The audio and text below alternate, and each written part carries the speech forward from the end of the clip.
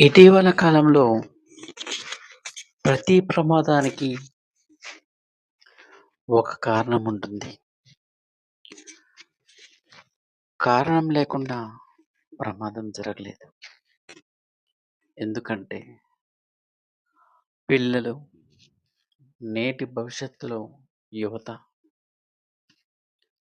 ప్రతి దగ్గర ఏదో విధంగా బానిసకైపోతున్నారు. అది మద్యపానమా,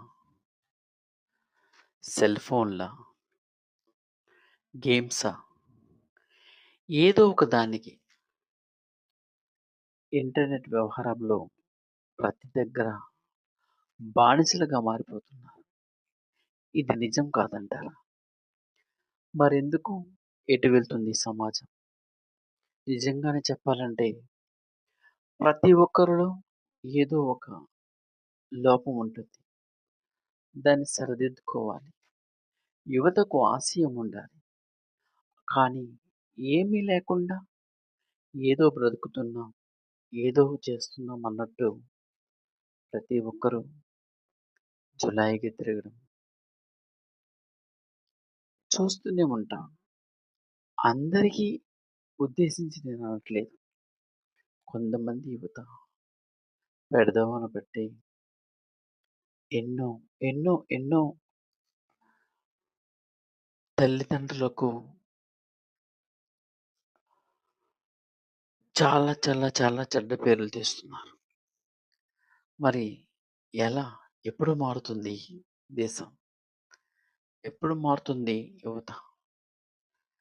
ఎంతో ఆశయం కలిగినటువంటి యువత ముందుకు పోతుండే మరి కొంతమంది మద్యపానానికి లోనై బానిసలుగా మారి ఎక్కడెక్కడో ఎలాగో వెళ్తూ బైక్స్‌పై వెళ్తూ యాక్సిడెంట్లు అవ్వడం తీవ్రంగా కలిచివేస్తుంది.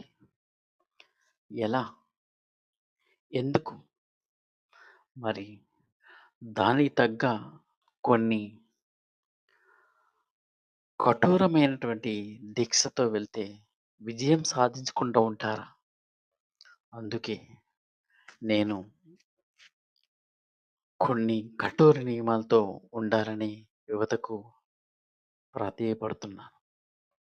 ముందుగా చెబుతున్నాను.